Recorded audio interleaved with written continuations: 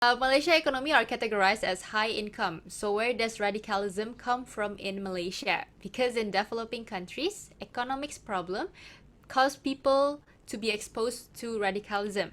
As a Buddhist in Malaysia, what Buddha Dharma teachings can be implanted as suggestion to Malaysia in order to overcome this? Because nowadays, extreme and radical people can be around us.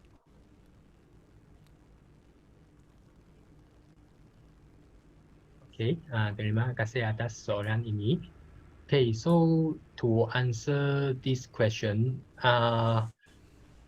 there are different types of population in Malaysia. Some belong to the low income. We call it B40 in our group, and then we have N40 and T40. So there are still certain proportions of people living in poverty in Malaysia. And now we are also facing the problem of fresh graduate having a quite low starting salary. Just to put it into context, is like about 1,800 ringgit to 2,200 ringgit in Malaysia. So if they live in the major city like or federal territories like Kuala Lumpur or Selangor, then most probably they wouldn't have enough to save for more luxurious spending, or even sometimes they are struggling to just get the basic necessity done, because we imagine that in a living center like Kuala Lumpur and Selangor, if you only have disposable income of around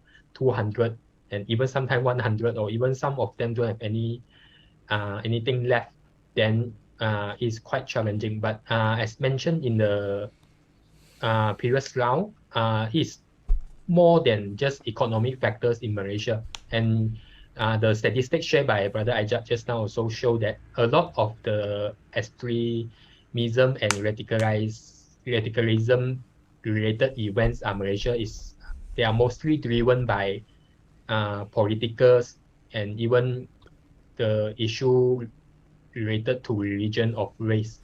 These are the main drivers of the incidents of extremism and radicalization we see in Malaysia. In fact, a lot of studies on Malaysia, they will highlight more towards within a certain religion, how is it influenced by the development in other country. For example, Daesh, how the mindset could be incorporated into the Institute of Higher Learning in Malaysia.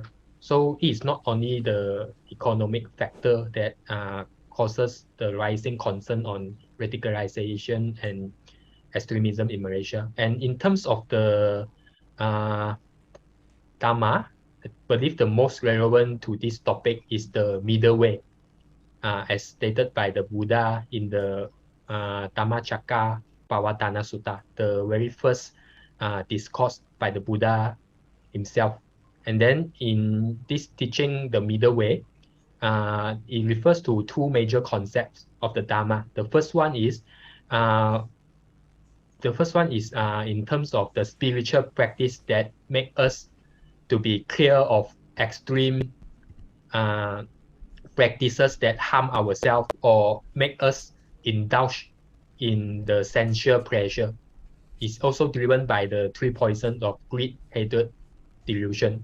And then the second one is we should not have the concept of thinking that an occurrence is permanent, because in Buddhism we emphasize that all things are conditioned and there is impermanence in life.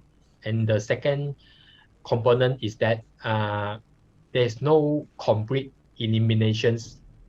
That means what we do in this life, if we experience the process of rebirth or even reincarnation, depending on the tradition of Buddhism you are in, our karma, the good deeds and the bad deeds we did, the cumulative karma effect will be brought to the other life. Therefore, this I will highlight the two key messages is the middle way, not too extreme and not too passive in dealing with extremism and radicalization. And the second one is to remind ourselves that there's karmic effect of what we are doing in the present life. So that's why when we carry out acts of extremism and radicalization, we need to think twice, because this will causes there will be cause and effect reactions that may happen in this life or in our subsequent life. Thank you. Okay, thank you so much, Mr.